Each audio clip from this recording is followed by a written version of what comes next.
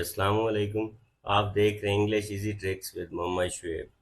आज जो हमारा टॉपिक है वो है टीम मून की एक्सरसाइज। मेरी कोशिश होगी कि मैं एक्सरसाइज में से कुछ भी मिस ना करूं। ये जो प्री रीडिंग क्वेश्चन है इसमें KWL चार्ट है। ये एक टेक्निक होती है किसी भी चीज़ को, कोई भी काम करने को, कोई भी लेक्चर नोट करने का या कोई भी रिसर्च बेस्ड जब आप कोई काम कर रहे होते हैं। KWL, ठीक है। के का क्या मतलब होता है? नो। आप तीन खाने बना देते हैं एक पेज पे कि जो जो चीज़ के बारे में आप पढ़ रहे हैं कि उसके बारे में आप पहले जानते क्या हैं। व्हाट टू नो, फिर आप क्वेश्चन लिखते हैं कि आप उसके बारे में जानना क्या चाहते हैं। फिर एल, लर्न, कि आपने उससे सीखा क्या है। तो ये एक सादा सा तरीका होता है कि इसमें आप वो लिखते हैं सेंटर में वांट टू नो, जो आप जानना चाहते हैं, और के में पहले में लिखते हैं कि जो आप जानते हैं ऑलरेडी, और एल में क्या लिखते हैं? लर्न, जो आपने सीखा उस चीज़ से। तो इसके ये प्री रीडिंग और वाइल रीडिंग क्वेश्चंस मैं ज़रा आपको पहले करा देता हूँ। वाइल रीडिंग क्वेश्चंस देखते हैं।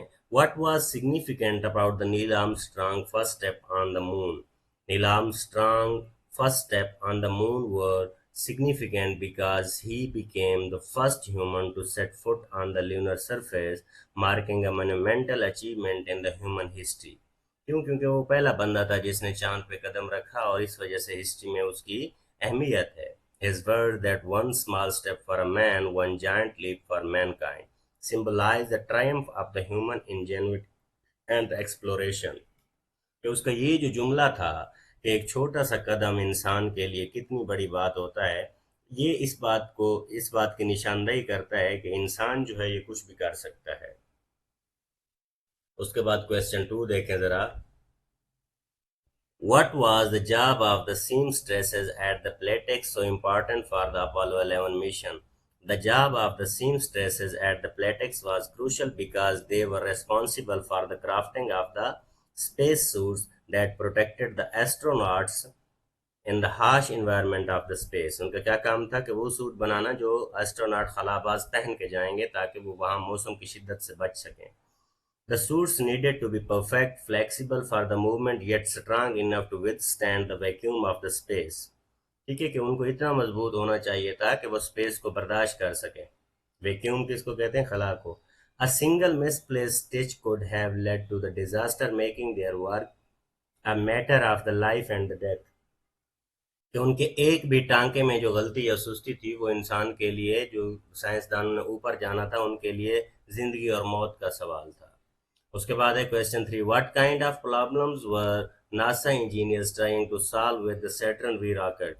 The NASA engineers were tackling unprecedented challenges with the Saturn V rocket, including ensuring its stability, navigating through the space with the precision and safely bringing the astronauts back to the earth। तो जाहिर सी बात है वो V shape जो rocket बना रहे थे इस वजह से बना रहे थे कि उसके जाने में आसानी और जमीन पे आसानी से फिर वापस आया जा सके। They conducted the numerous test, simulations and calculations to refine their designs and address these complex issues।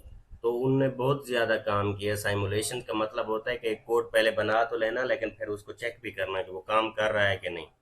जाहिर सी बात है इतने बड़े मिशन के लिए फिर पहले कैलकुलेशंस होती हैं, उसके बाद वो मिशन शुरू किया जाता है। उसके बाद है why was it important for the each member of the mission control team to have a specific role during a mission? It was important for each member of the mission control team to have a specific role because the success of the mission depended on the precise coordination and expertise. Each team member, from the flight director to the communication officer, played critical role in managing the mission and responding to any issues that arose। ठीक है, जाहिर सी बात है पूरी team का हर member जो था वो इम्पोर्टेंट था। क्यों? क्योंकि जो वायरलेस वाले थे उनने भी अपना रोल अदा किया, जो कपड़े सी रहे थे उनने भी अपना रोल अदा किया, जो वहां तक गए उन्होंने भी अपना रोल अदा किया। हर किसी ने अपना अपना रोल अदा करना था। How did the team at the mission control prepare for unexpected problems during the Apollo 11 mission? The team at mission control prepared for the unexpected problems by practicing every possible scenario, including the equipment failures and the emergency alerts। तो emergency alerts के लिए भी उन्होंने हर चीज बनानी थी, ऐसा नहीं था कि बस ठीक है रॉकेट है तो चला जाएगा। They trained rigorously to ensure they could respond quickly and effectively to any potential issues that might arise during the mission. उन्होंने इतना प्रैक्टिस की थी कि अगर मिशन के दौरान भी किसी किस्म की कोई हमें कमी पेश आती है कोई भी, तो उसको भी हम मौके पे ही हल कर सकें. Who was the Margaret Hamilton and what was her role in the Apollo 11 mission? Margaret Hamilton was a software engineer who led the team that developed the onboard flight software for the lunar module. कि चांद पर जाने के लिए जो lunar किसको कहते हैं, कमरी, जो चांद से रिलेटेड चीज होती है, तो उसने वो मॉड्यूल बनाया था. Her role was critical as she and her team created software that could prioritize the essential tasks. उसने ऐसा सॉफ्टवेयर बनाया था जो प्रायोरिटाइज करता था कि जो मेन मेन काम है उनको वो पहले करता था, बाकी कामों को वो छोड़ देता था. अगर किसी काम में कोई कमी आ भी रही होती थी, जो मेन काम थे उनको वो पहले करता था, बाकी जो माइनर काम थे उनको वो एक साइड पे कर देता था. which proved invaluable during the lunar landing when the computer was overloaded with the data. और इस वजह से जब कंप्यूटर ओवरलोड हो गया, क्योंकि उनने उसकी कैपेसिटी सॉफ्टवेयर की ऐसी रखी हुई थी कि अगर हमारा कंप्यूटर ओवरलोड हो जाए तो उसने पहले वो काम करने थे जो ज्यादा इंपॉर्टेंट है. Her code allowed the computer to focus on the landing, the spacecraft and contributing significantly to the mission's success.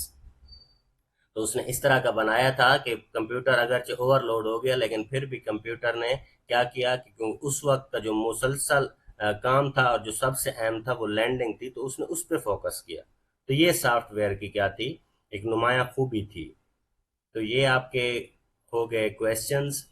और वाइल रीडिंग क्वेश्चन, इसके बाद देखें अगर इसके थीम देखने हो तो power of the team work है, एक्स्ट्रा ऑर्डिनरी गोल्स हैं, आप बहुत बड़ी गोल्स. इस मिशन का नाम अपोलो 11 था. और कंट्रीब्यूशन मैटर कि एवरी कंट्रीब्यूशन, हर एक बंदा कुछ ज्यादा या कम जितना भी करे, कहते हैं ना कि 1 लाख रुपया 1 रुपया 1 लाख तो नहीं होता, लेकिन अगर 1 लाख में से 1 रुपया कम हो तो वो भी लाख नहीं होता.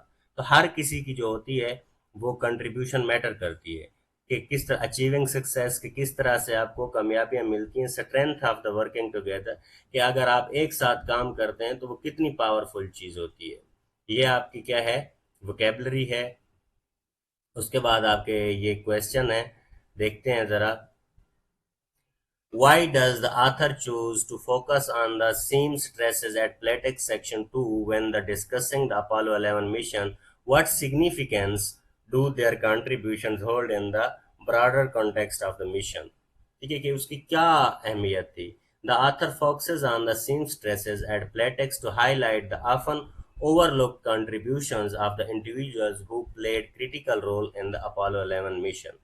ठीक है कि वो इस चीज पे फोकस करता है कि जिसने ज्यादा रोल अदा किया. Their work in crafting the space suit was essential for the astronaut safety, emphasising that the missions success was a collective effort involving many skilled individuals beyond just the astronauts. कि उन्होंने अपने suit इतने अच्छे तरीके से बनाने थे कि वहां पे जाने वाले साइंसदानों को ये ना हो कि सूट की वजह से उनको वहां पे अजियत हो और वो अपना काम पूरे दिमाग से ना कर सकें.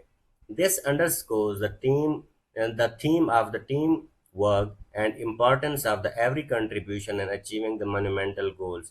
ये वो चीज थी जिसने एक तारीखी काम करने में मदद किया कि हर इंसान ने अपना अपना काम किया, पूरी टीम थी, टीम के हर मेंबर ने मुखलसी से काम किया, तभी जाके ये मिशन क्या हुआ, कामयाब हुआ. उसके बाद है how does the setting of the mission control section 4 shape the actions and decisions of the flight controllers. In what ways does the environment contribute to the tension and the resolution of the key moment in the story? अब देखें कि ये जो mission था, shape actions to the decision, कि कैसे कैसे ये काम हुआ. अब देखें the setting of the mission control characterised by the high stakes fast paced environment. तो जाहिर सी बात है कि ये फास्ट पेस्ड ही होगी और हाई शेप होगी. Shapes the actions and decisions of the flight controllers by creating a sense of urgency and responsibility. और फिर उन लोगों को ये काम दिया गया कि जो ऐसा नहीं होना चाहिए ना कि जो बंदा इमरजेंसी में कंफ्यूज हो जाता हो आप उसे ऐसा काम दे दें जिसमें होती है इमरजेंसी हो. ठीक है, तो ये टीम का काम था. The tension in the room during the critical moment such as the lunar module descent heightens the shakes the stakes and emphasizes the need for the quick तो वो क्या करता है कि इस चीज़ को हाईलाइट करता है कि ये जो काम है उसे सबसे पहले जल्दी करना चाहिए जिसकी ज़्यादा ज़रूरत हो। इफ़ेक्टिव डिसीजन मेकिंग, और फिर डिसीजन मेकिंग भी इफ़ेक्टिव होनी चाहिए। ऐसा ना हो कि बस ठीक है, पहले हम जो काम कर रहे हैं ये मुका लेंगे तो उसके बाद इमरजेंसी की तरफ आएंगे, ऐसा नहीं होता। The collaborative atmosphere allows for the rapid communication and problem solving, which ultimately contributes to the successful resolution of unexpected challenges. तो ये वो चीज़ होती है कि जब आप हर बंदा मुखलिसी से काम कर रहा हो प्रॉब्लम सॉल्विंग में, तो उसके बाद आप हर बंदा कामयाबी की तरफ जा रहा होता है, यूं समझ लें। What impact do the words like tension, critical, and overloaded section 4 have on the tone of the narrative? How does the author's choice of the language enhance the urgency of the drama of the event? कि ये जो drama of the event है कि इसमें वो कैसे अपना language enhances the urgency, कि इसमें कैसे अर्जेंसी बढ़ती है इमरजेंसी की सूरत है। The use of the word tension, critical, and overloaded creates the tone of urgency and drama. ठीक है, ये जो लफ्ज हैं ये देखें आप कितना इमरजेंसी में इस्तेमाल करते हैं, इसी से हमें सिचुएशन का टोन का पता चलता है। Reflecting the high stakes of the mission, इससे पता चलता है कि ये कितना ज्यादा अहम मिशन था। These terms evoke a sense of impending danger and the need for the immediate action. तो ये इससे पता चलता है कि ये कितना अहम काम है और इससे कितने बड़े खतरे में जाया जा सकता है, और इसलिए इसे जल्दी से जल्दी उसी वक्त बल्कि करना होता है। Enhancing the readers engagement with the narrative, और ये इस चीज़ से पर रीडर की जो है इंगेजमेंट भी बढ़ती है कि एक जगह पे लिख दिया गया कि टेंशन टेंशन क्रिटिकल, तो वो भी देखता है कि क्या है भाई, पूरी बात पढ़ लूँ मैं। The author's choice of the language effectively conveys the pressure faced by the flight controllers and the importance of their swift responses to ensure the mission success.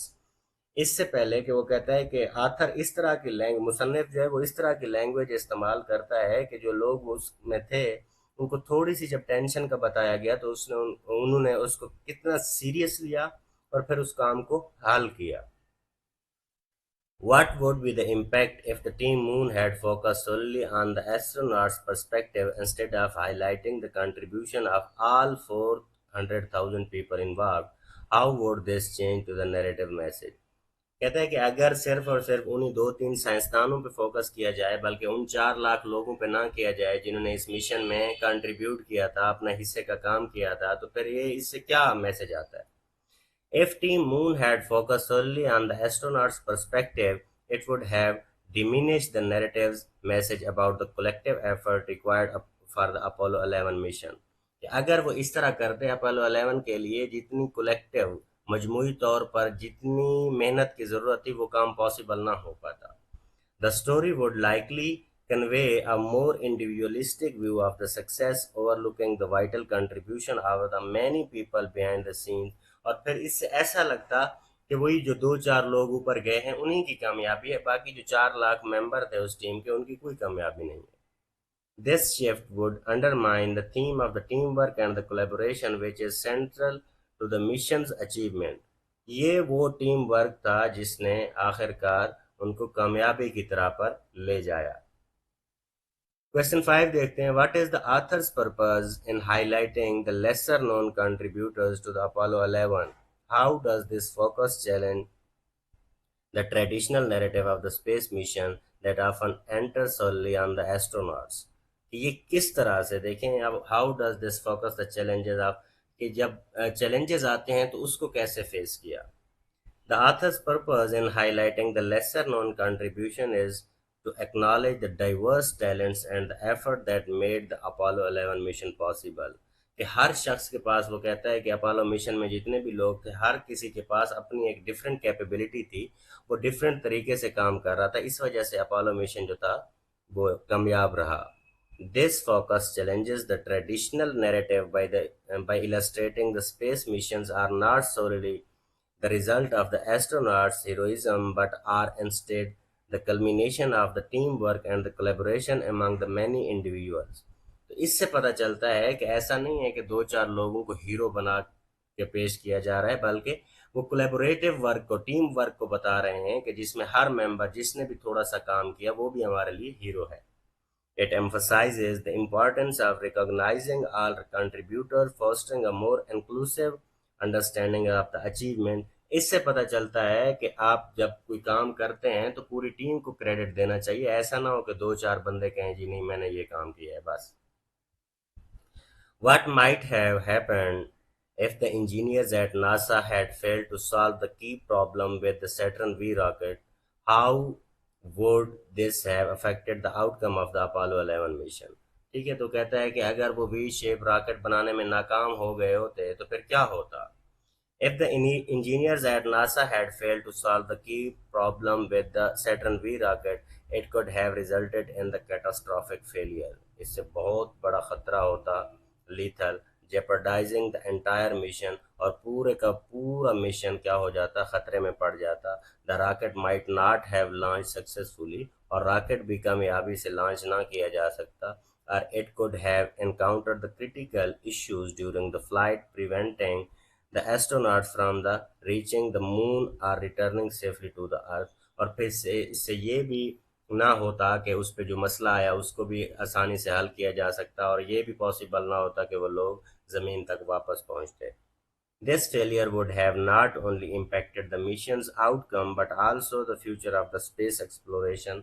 और ऐसा ना होता कि बस ये लोग जो इन तीन चार लोगों को इम्पैक्ट किया होता, बल्कि फ्यूचर के अंदर भी, मुस्तकबिल में भी, आने वाले वक्त में भी स्पेस एक्सप्लोरेशन जो थी वो बहुत मुश्किल हो जाती।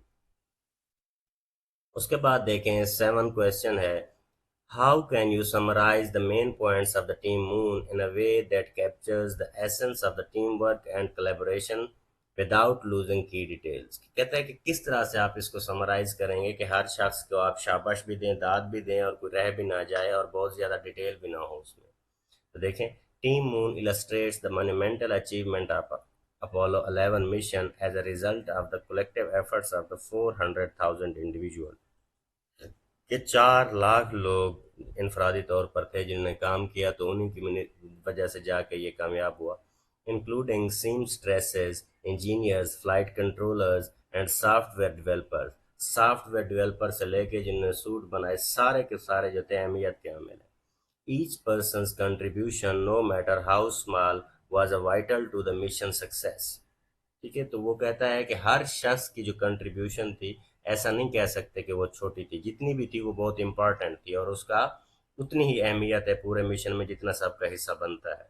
The narrative emphasizes the themes of the teamwork, innovation and perseverance, showcasing how collaboration and the dedication can lead to the extraordinary accomplishments such as landing on the moon. तो इससे पता चलता है कि जितने बड़े मिशन भी हों, जब तक उनको आसानी से उस पर काम ना किया जाए, दिल लगी से हर बंदा काम ना करे, तो वो काम नहीं हो सकता। उसके बाद देखें, how would you create a diagram of the flow chart of the mind map. तो ये देखें, माइंड मैप बनाना है आपने कि what elements to would you include ensure that. तो ये ऐसा है कि आप अपना ये खुद बना सकते हैं। आप ये देखें, मैंने लिख दिया है डाटा, तो इसके ज़रिए आप चार्ट बना सकते हैं। उसके बाद देखते हैं ज़रा, read the passage and answer the questions to explore how the setting of the Apollo 11 mission shapes the characters and plot of the Team Moon. ठीक है, उसके बाद इसने क्वेश्चन दिए हुए हैं, ये मेरे ख्याल में मैंने स्लाइड पे लिखा हुआ है। ठीक है, तो ये पैराग्राफ आप पढ़ लेंगे, तो उसके बाद इसने जो 3 क्वेश्चन पूछे हुए हैं ना, impact of the setting, influence on the plot and historical context, तो ये लिखे हुए हैं। Impact of the setting on the character. The setting of mission control significantly influences the action, emotions and decisions of the character working there। तो ये जो setting होती है इसका बहुत बड़ा असर होता है कैरेक्टर्स के ऊपर कि कहाँ पे वो काम कर रहे हैं, उनके डिसीजन मेकिंग पे बहुत बड़ा असर होता है। The high pressure environment creates a palpable tension as every individual is acutely aware of their decision can have the immediate and far reaching consequences।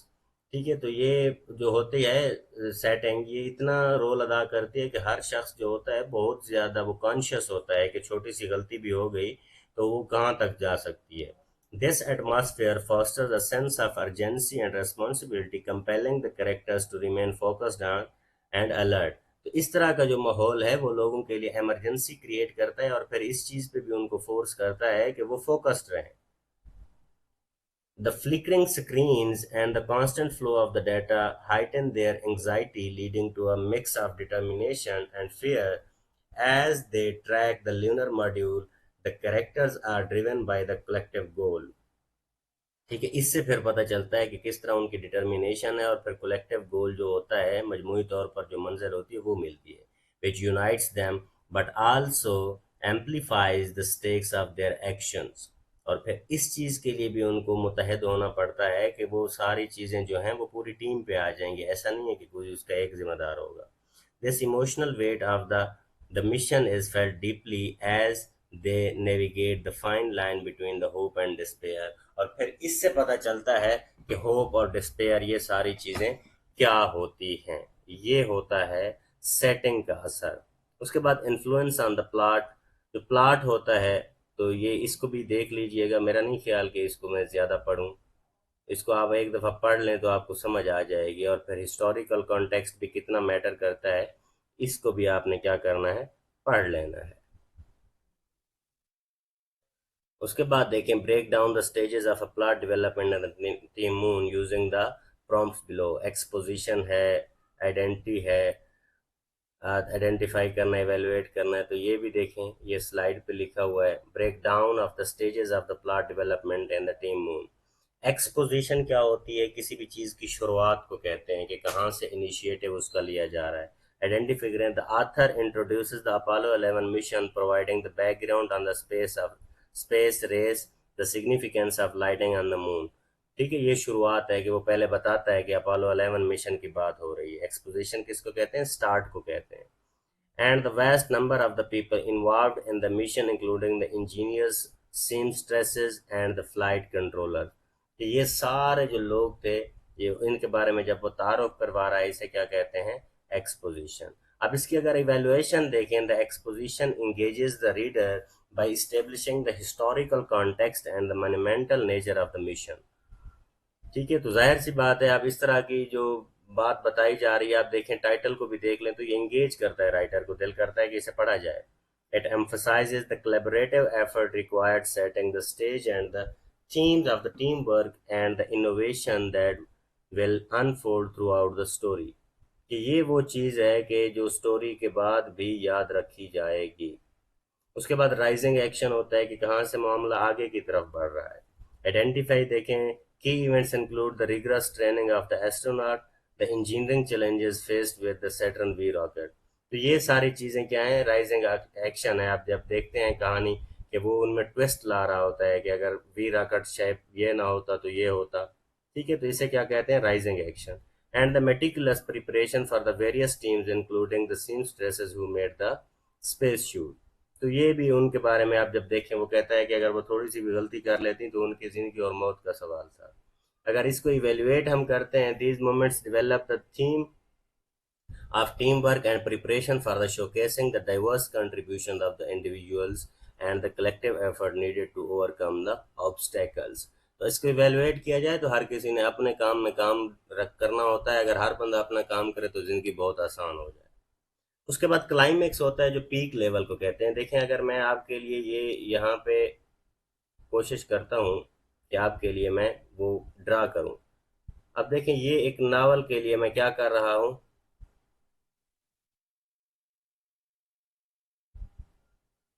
ये देखें, अगर ये इस तरह नावल है, ये जो होगा, ये वाली जगह ये क्या होगी, एक्सपोजिशन होगी। ये वाली जगह क्या होगी, ये होगी राइजिंग एक्शन। ये वाली जगह क्या होगी, ये होगी, ये ये होगी ऊपर वाली जो ये इसकी टॉप है, ये होगी क्लाइमेक्स, और ये होगा इसका फॉलिंग एक्शन, और ये फिर इसकी क्या होगी, रेजोल्यूशन होगी। ठीक है, तो इस चीज को देख लीजिएगा। तो इवेलुएट क्लाइमेक्स देखें, the pivotal moment occurring during the lunar module descent when the computer become overloaded. अब ये क्लाइमेक्स था ना कि जब कंप्यूटर ओवरलोड हो गया। अब इसी को अगर इवेलुएट करते हैं, the authors build the suspense by detailing the uncertainty and the pressure faced by the astronauts mission astronauts and mission control। The narrative heightens the tension as the readers are left wondering whether the mission will succeed or fail। इससे पता चलता है कि वो कितना ज्यादा जो थे जाहिर सी बात है कॉन्शियस होता है ना बंदा, इतना बहुत बड़ा मिशन था, क्योंकि वो कितना कॉन्शियस थे और मौके पे क्या किया, उसको हल किया। उसके बाद है फॉलोइंग एक्शन एंड रेजोल्यूशन, जो मैंने आपको बताया कि कैसे फिर मामले के सोल्यूशन की तरफ जाया जाता है। After the climax the astronaut successfully land on the moon, कि वो आसानी से पहुंच गए। तो ये हमारा क्या है, आइडेंटिफिकेशन है किसकी, रेजोल्यूशन की या फॉलोइंग एक्शन की। तो उसके बाद इवेल्युएट अगर किसको किया जाए, the resolution highlights the contributions of the entire team by acknowledging the countless individuals. तो ये इवेल्युएट अगर किया जाए तो क्या है, 4 लाख लोगों की मेहनत है। अब इस पे क्रिटिक अगर देखी जाए, the pacing and the flow of the plot are effective with smooth transitions between the stages. The author skillfully builds tension through the rising action and maintains the reader engagement by interweaving personal stories and technical challenges, culminating in a satisfying climax and resolution that honors the collaborative spirit of the mission.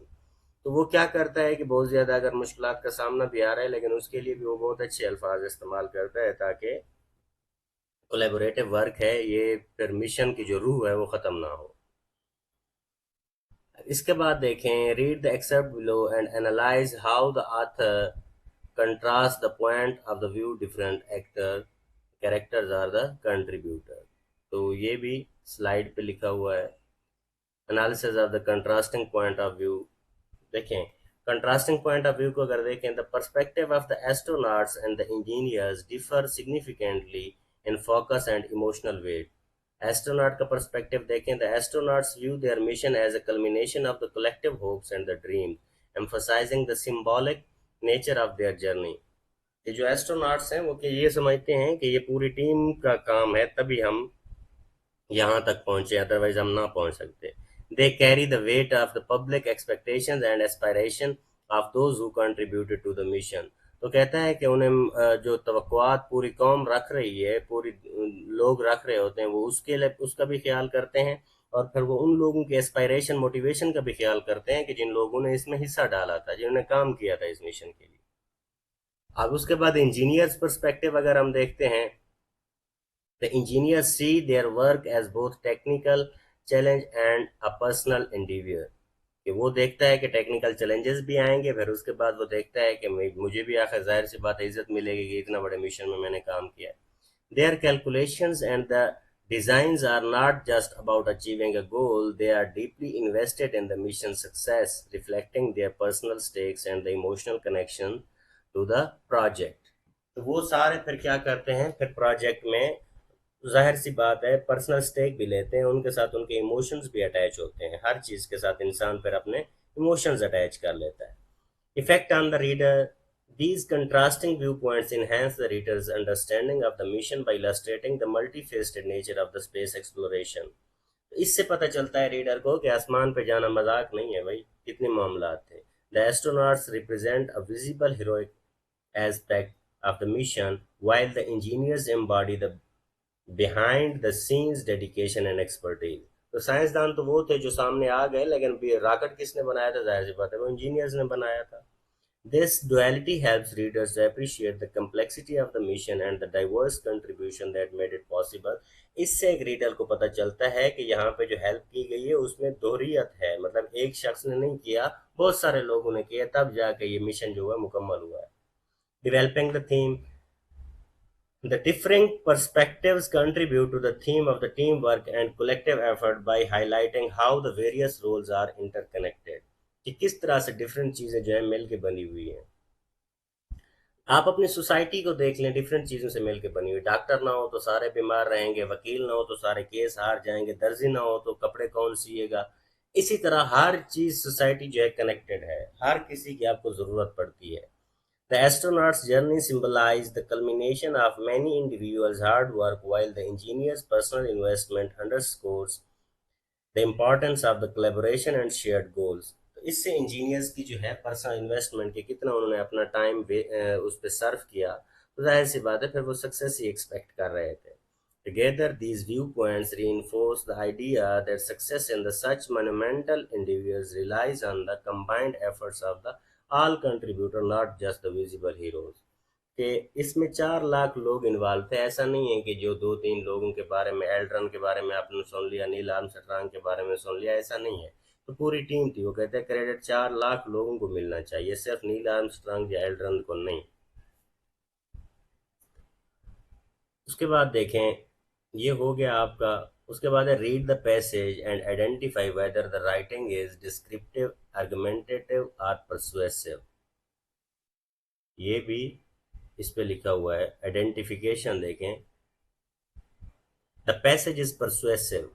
ठीक है, कैसे? It aims to convince the reader for the importance of recognizing the contributions of the lesser known individuals involved in the Apollo 11 mission। तो क्या है ये? Persuasive है, किसी को मोटिवेट कर रहा है। Examine the author's purpose। The author purpose in this passage is to highlight the significance of the unsung heroes। तो वो कहता है कि 2-3 बंदों को याद ना रखा जाए, सबको याद रखा जाए। 4 लाख लोगों की टीम थी। The scene stresses engineers and flight controllers who played crucial role in the success of the moon landing. The author seeks to shift the focus from the astronauts to the broader team effort that made the mission possible। और वो फिर वो क्या कहता है कि सिर्फ उन 4-5 लोगों को याद ना रखा जाए, ना सिर्फ नील आर्मस्ट्रांग को, बल्कि 4 लाख लोगों की मेहनत को देखा जाए। सब हीरो है। Critique the effectiveness। The author effectively conveys their purpose by using strong language that emphasizes the importance of these contributors। ठीक है, तो जाहिर सी बात है वो ऐसी जबान इस्तेमाल करता है कि सबका वो क्या है, शुक्रिया अदा करने के मूड में है। Phrase like unsung heroes and the truly defined success evoke a sense of respect and the recognition for those often overlooked। तो ये उन लोगों के लिए भी, ये जो जुमले हैं, evoke the sense of respect, उन लोगों में भी इज्जत, एक वो डिग्निटी आती है कि हम लोगों ने भी काम किया है। This approach can successfully shift the reader's perspective by encouraging them to appropriate the collective effort behind the monumental achievements like the Apollo 11 mission। Overall, the passage is compelling and serves as the persuasive intent as well। Overall अगर देखा जाए तो ये क्या है, किसी को convince करने की राइटिंग की गई है। उसके बाद देखें, imagine that one of the structure element in the Team moon is changed, predict how this change would effect the narrative theme. ठीक है, आप उसके बाद इसने ये भी कर दिया है कि आप इसको, मैं पढ़ूंगा नहीं, इसको मैं पढ़ूंगा तो बहुत लेंथी हो जाएगी। प्रिडिक्शंस देख लें, इसको देख लीजिएगा, एक दफ़ा पढ़ लीजिएगा। एक चीज़ अगर चेंज होता है जो फिर उनमें कितना कितना चेंज आ सकता है। तो ये इसको आप वीडियो को पॉज करके देख सकते हैं।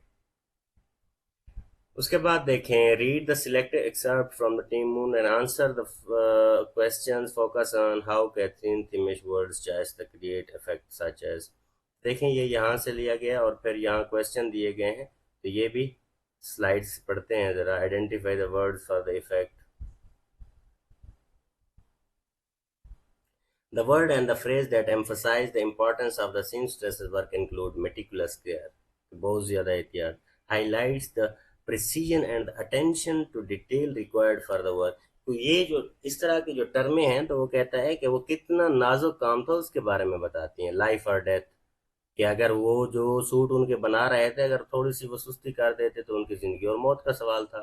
Stresses the high stakes involved, underscoring the critical nature of their contributions. इससे पता चलता है कि उनकी जो कंट्रीब्यूशन थी वो कितना अहम थी। Quite pride suggests their deep sense of accomplishment and responsibility, indicating that their work is both significant and meaningful। Quite pride, अब ये वो टर्म है जो ये करती है कि जो उनका मिशन था वो बहुत ज़्यादा अहमियत का हामिल था और वो बहुत खुश भी हैं। मोड एंड टून को अगर देखा जाए, the word meticulous care, life और death and the quiet pride contribute to a mood of seriousness and gravity. तो ये एक संजीदा बिहेवियर की तरफ ले जाते हैं। द फ्रेज लाइफ और death creates a sense of urgency and the tension, कि जब आप जिंदगी मौत की बात कर रहे हो तो इसका मतलब है कोई ना कोई चीज़ गड़बड़ है, जिंदगी और मौत का सवाल है। While meticulous care and the quiet pride evoke the tone of respect and admiration for the seamstress dedication, together these elements create an atmosphere that emphasizes the importance of their role in the mission। तो इससे पता चलता है कि ये जो है कि उसने टोन कैसी रखी है, बड़ी सीरियस टोन उसने रखी हुई है। आथर्स इंटेंट अगर देखी जाए, The author likely chose to describe the seamstress's work in this way to highlight the often overlooked contributions of the individuals who play the crucial role. तो ये जो लोग हैं ये अपना क्रोशल रोल इन्होंने अदा किया है, ऐसा नहीं था कि बस ऐसे ही ये इतना बड़ा मिशन हो गया. By portraying their work as both meticulous and vital, the author elevates the seamstress's status from the mere background figure to the essential contribution to the mission success. कि ये जो दर्जियों की बात कर रहा है कि आज तक तो हमने नील आर्मस्ट्रांग का नाम सुना था, जब वो कह रहा है कि अगर वो एक भी सिलाई एक भी टांका गलत कर देते तो ये मिशन पॉसिबल ना होता. इसका मतलब है कि जिन लोगों को बिहाइंड द सीन रखा गया है उनकी भी अहमियत बता रहा है. This approach affects the reader's perception by fostering a sense of appreciation and respect for the teamwork involved in the Apollo 11 mission. तो ये पूरी टीम के जो उस मिशन में थी 11 में, अपोलो 11 में, सबका शुक्रिया अदा करने के बराबर है. Encouraging readers to recognize the collective effort behind the such monumental accomplishment, ताकि वो अपने रीडर्स को ये कन्विंस कर सके कि जब आपने टीम वर्क करना हो तो हर किसी ने ईमानदारी से काम करना होता है. उसके बाद देखें deduce the inferred meaning of these word using the context clues from the text.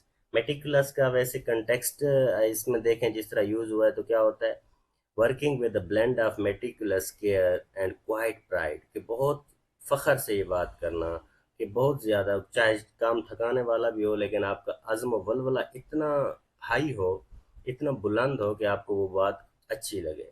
अगर इसके इनफर्ड मीनिंग देखें, showing great attention to detail, very careful and precise in one's work, कि ये ऐसा काम होता है कि उसमें किस तरह से प्रिसीजन लाई जा सके. क्रिटिकल को देखें, each member of the team had critical role to play. ये कंटेक्स्ट क्लू है कि कहाँ से वो उठाया गया है, कि कहाँ पे वो वर्ड यूज हुआ है मेटिकुलस. ठीक है, कंटेक्चुअल क्लू है कि ये सेंटेंस आप पढ़ें, working with the blend of meticulous, यहाँ से उठाया गया है. अब देखें, each member of the team had a critical role to play, यहाँ से अब ये वर्ड क्रिटिकल उठाया गया है और इसका इनफर्ट मीनिंग क्या है, एक्सट्रीमली इंपॉर्टेंट और असेंशियल. वो मतलब हर हाल में जो काम करना हो, crucial for the success of the task और द मिशन, जो कि बहुत अहम होती है किसी भी मिशन के लिए. इनसरमाउंटेबल कहाँ लिखा गया है, they dealt with challenges that seemed insurmountable, तो ये इस जुमले में इस्तेमाल हुआ है. तो कहते किसको हैं, impossible to overcome or conquer challenges that appear too great to be resolved. ठीक है, तो ये ऐसा लगता है कि जैसे इम्पॉसिबल की बात हो रही हो, लेकिन उस कोई इम्पॉसिबल चीज पे भी फातेह बन जाना, उसको अचीव कर लेना. इंजेनुटी किसे कहते हैं, तो कहाँ पे ये वर्ड इस्तेमाल हुआ, the moon landing was a triumph of the human ingenuity and the perseverance. अब इसके मीनिंग क्या है, the quality of being clever, कि क्या है कि इंसान क्लेवर है, ओरिजिनल है, एंड द इन्वेंटिव है, और उसका माइंड जो है वो इजादात का हामी है, इजादात करता है. The ability to solve the problems creatively, और वो फिर एक नई तख्लीक की कार तरीके से अपने मामलात को भी हल कर सकता है. उसके बाद देखें, use a dictionary to find the following information for each word. Meticulous किसको कहते हैं, showing great attention to detail, very careful and precise, कि किसी भी चीज़ के बारे में बहुत ज़्यादा डिटेल बताना. अब इसी का अगर प्रोनाउंसिएशन देखें तो वो मैंने इधर लिखे हुए थे लेकिन अब शो नहीं हो रहा है. पार्ट ऑफ स्पीच ये एडजेक्टिव है. एटिमोलॉजी यहाँ पे कि क्या कैसे इस जबान में ये वर्ड आया, तो ये सारी चीज़ें आपकी लिखी हुई हैं. ये फ्रॉम द लैटिन, ये लैटिन जबान से है, मीनिंग मेटिकुलस क्लोसस से आया है, मीनिंग फियरफुल, कि जो चीज़ खौफ ज़दा होती है. From the metus, meaning fear, मेटा का मतलब क्या होता है, फियर. क्रिटिकल को देखें, a great importance, crucial, involving the analysis of the merits and, और ये भी एडजेक्टिव है, और फिर ये इसका पढ़ लीजिएगा कि कहाँ से है. Insurmountable, too great to be overcome, और इनसुपरेबल, तो ये भी एडजेक्टिव है. और इंजेन्युटी भी क्या है हमारे पास, नाउन है. उसके बाद देखें, use a dictionary to find and write the different word patterns, the word meticulous and dedicate, complete the chart below. अब देखें उनके हमने फॉर्म बतानी है. मेटिकुलस का नाउन फॉर्म मेटिकुलसनेस होता है, और इसका एडजेक्टिव फॉर्म मेटिकुलस होता है, एडवर्ब फॉर्म मेटिकुलसली होता है. डेडिकेट का इसी तरह डेडिकेशन है, डेडिकेटेड है और डेडिकेटली है। उसके बाद देखें एजेक्टाइवल और एडवर्बियल फ्रेज।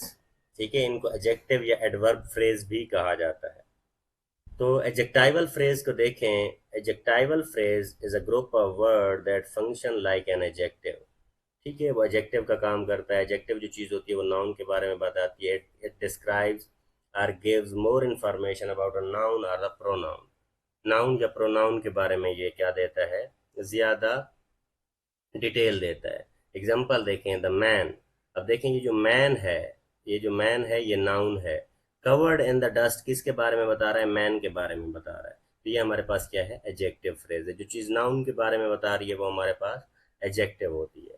तो इसी तरह आगे वो फिर बता रहा है, एडजेक्टिव प्लस प्रेपोजिशनल फ्रेज भी हो सकता है, पास्ट प्रेजेंट पार्टिसिपल भी हो सकता है, मॉडिफायर भी हो सकता है। कैसे, अब देखें, happy with her results, a person happy with her result, या Asma happy with her result was inviting the guests या इनवाइटिंग द फ्रेंड्स। अब ये जो with happy, happy with her result है, ये हमारे पास क्या एडजेक्टिव है। और कैसे, या फिर exhausted by the journey, working at the task, present past participle से भी ये काम किया जा सकता है। ठीक है, एग्जॉस्टेड जो है पास्ट पार्टिसिपल है, इसी तरह वर्किंग जो है ये क्या है, प्रेजेंट पार्टिसिपल है। उसके बाद देखें एडवर्बियल फ्रेज को। अगर देखें, adverbial phrase is a group of word that functions like an adverb. Adverb एक वर्ड होता है, जो फ्रेज होगा वो ग्रुप ऑफ वर्ड्स होगा, इसलिए वो एडवर्ब कहलाता है। इट मॉडिफाइज और डिस्क्राइब अ वर्ब, एडजेक्टिव और another adverb, typically providing the information about the time, place, manner, reason और डिग्री। ये आपने एडवर्ब की जो टाइप्स पढ़ी थी, मैनर हो गया, डिग्री हो गया, रीजन हो गया, ये वही सारी चीजें। अब देखें, she ran with a great speed. अब विद द ग्रेट स्पीड जो है ये हमारे पास क्या है, एडवर्बियल फ्रेज है। वैसे तो प्रेपोजिशनल फ्रेज है, प्रेपोजिशनल फ्रेज को एज एन एडवर्बियल या as an adjectival phrase use किया जा सकता है, मैं आपको पहले एक वीडियो में बता चुका हूँ। अब देखें, स्ट्रक्चर्स बता रहा है कि in the morning, at home, for now, ये सारी चीज़ें जो हैं ये मिलकर क्या बनाती हैं, आपके पास ये एडवर्ब बनाती है। उसके बाद देखें, read the sentence and underline the phrase, then identify whether it is adjectival और एडवर्बियल फ्रेज। तो अंडरलाइन तो इसने किया हुआ है, क्योंकि ये देखें, हाउस क्या है, नाउन है। ऑन द कॉर्नर किस चीज़ के बारे में बता रहा है, हाउस के बारे में बता रहा है, तो ये क्या है, एडजेक्टिवल है। शी वॉक विद डिटर्मिनेशन, ये वॉक देखें वर्ब है ना, विद डिटर्मिनेशन, फिर ये एडवर्बियल हो गया। द मैन नाउन है, तो इसके बाद ड्रेस्ड इन द ब्लैक, ये एडजेक्टिवल हो गया। अराइव्ड क्या है, वर्ब है, after the sunset adverbial phrase हो गया। इसी तरह चिल्ड्रन क्या है, नाउन है, एक्साइटेड अबाउट द ट्रिप, ये एडजेक्टिवल हो गया। तो इस तरह से चीजें काम करती हैं। Expand each sentence by adding an adjectival or adverbial phrase as directed in the parentheses. ठीक है, the student answered the question. The student answered the question confidently and with clarity. उसी चीज को मैंने बढ़ा दिया है। ठीक है, इसी तरह I saw a boy with the bright blue eyes and the cheerful smile. वही आपने इस सेंटेंस को किसी भी तरह बढ़ा देना है। इसको मैं ज्यादा पढ़ूंगा नहीं, ठीक है, आप देख लीजिएगा।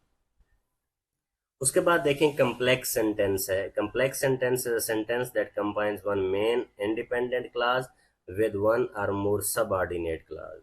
ठीक है, तो ये कम्प्लेक्स का मैंने फार्मूला भी लिखा हुआ है कि डिपेंडेंट क्लास होता है इसमें एक, और दूसरा इंडिपेंडेंट होता है। एक इंडिपेंडेंट और दूसरा डिपेंडेंट क्लास। इसकी पहचान हम कैसे करते हैं, आप देखें, compound components of a complex sentence, main clause होता है। अब देखें, this is the complete thought that can stand alone as the sentence. जो मेन क्लास होता है ये अकेले क्या कर सकता है, स्टैंड कर सकता है, और इसके कंप्लीट मीनिंग होते हैं। एग्जांपल देखें, the astronauts landed on the moon, कि वो चांद पे उतर गया, हमें कंप्लीट मीनिंग दे रहा है। सबऑर्डिनेट क्लास, डिपेंडेंट क्लास को कहते हैं, this is an incomplete thought that cannot stand alone as a sentence and usually begins with the subordinate conjunction. और ये शुरू किससे होता है, सबऑर्डिनेट कंजंक्शन से होता है। ये देखें, सबऑर्डिनेट कंजंक्शन यहाँ पे लिखे हुए हैं। ठीक है, अब देखें, because they had followed their training precisely. तो बस ये, अब जो बिकॉज से, बट से, जो कंजंक्शन से शुरू हो रहा होगा, जो सब ऑर्डिनेट कंजंक्शन से शुरू हो रहा होगा, वही हमारे पास सब ऑर्डिनेट क्लास होता है। अब इसमें देखें, combining clauses to form a complex sentence.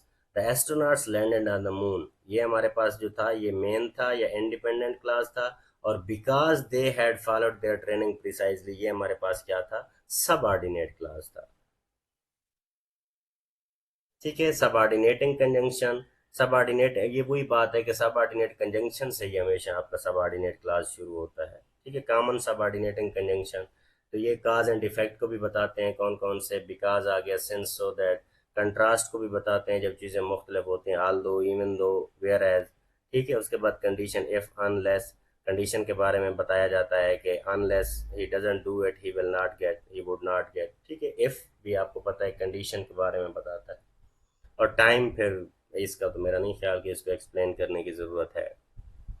उसके बाद देखिए, examples of the complex sentences, cause and effect की एग्जांपल दी गई हैं, कंट्रास्ट की दी गई हैं, टाइम की दी गई हैं। ठीक है, तो मेरा नहीं ख्याल कि इसको मज़ीद पढ़ना चाहिए, इस पे ज़्यादा टाइम नहीं लगाते। देखें, combine the following pairs of the sentence into complex sentences using the main and subordinate clauses. अब देखें, ये जो पूरा सेंटेंस लिखा हुआ है, इसको आपने क्या करना है, कंजंक्शन यूज करना है। अब देखें, वहां पे लिखा हुआ था, the flight controllers were prepared for every scenario because they practised every possible future, कि वो हर चीज का जवाब दे सकते थे, हर मसले का हल उनके पास था। क्यों? क्योंकि वो बहुत ज्यादा प्रैक्टिस कर चुके थे। मैंने इसमें सिर्फ फुल स्टॉप हटा के बिकॉज ऐड कर दिया, और ये सेंटेंस मैंने क्या कर दिया है, कम्प्लेक्स कर दिया। मार्garet Hamilton wrote the software by hand, although it prioritized the critical task during the landing. और फिर उसने ये क्या किया कि उसने लिखा तो है, तो इसमें मैंने आल दो लगा दिया। इसी तरह आप कोई भी किसी तरह से भी कर सकते हैं। उसके बाद देखिए, right a paragraph about the team work involve.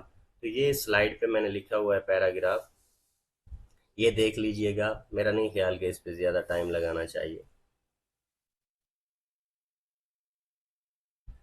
उसके बाद देखें, read aloud the given dialogue, ये क्लास की एक्टिविटी है, आपसे टीचर कराएंगे। उसके बाद राइटिंग स्किल है, the importance of the team work, इस पे ऐसे लिखना है। ठीक है, the importance of the team work, ये मैं आपको दिखा देता हूँ, पढ़ूंगा नहीं क्योंकि वीडियो बहुत ज़्यादा लेंथी हो जाती है।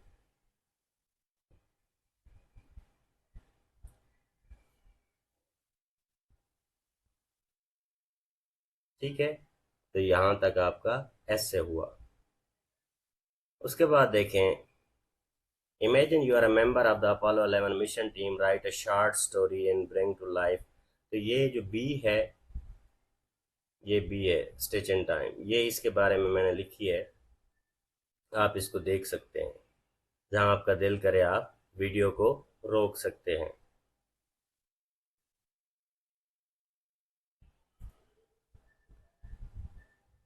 तो ये आके यहाँ ख़त्म होता है। और उसके बाद सी क्या है, right a book review of the novel team moon, how 400,000 people landed. तो ये बुक रिव्यू है आपका, ये भी आप खुद पढ़ सकते हैं। मैं पढ़ूंगा तो वीडियो बहुत ही ज़्यादा लेंथी हो जाती है। मेरी कोशिश थी कि मैं कोई भी चीज़ ना छोड़ूं, लेकिन अगर आप कमेंट कर दें तो फिर मैं इसको एक्सप्लेन भी कर दिया करूंगा नेक्स्ट वीडियोस में। मैं इस वजह से कहता हूं कि वीडियो को कमेंट कर दिया करें कि मज़ीद हम किस तरह से वीडियो को इम्प्रूव कर सकते हैं। उसके बाद देखें, translate the following into the Urdu.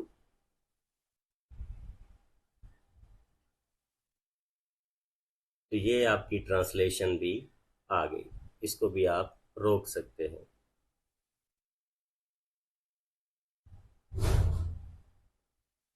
इसके बाद मेरे ख्याल में आपका ये जो चैप्टर है ये ख़त्म होता है। होपफुली मैंने आपके लिए चीज़ें किसी कदर आसान की होंगी। अगर आपको लगता है कि वीडियो को मज़ीद किस तरह से इम्प्रूव किया जा सकता है तो काइंडली ज़रूर कमेंट किया करें। Thank you so much.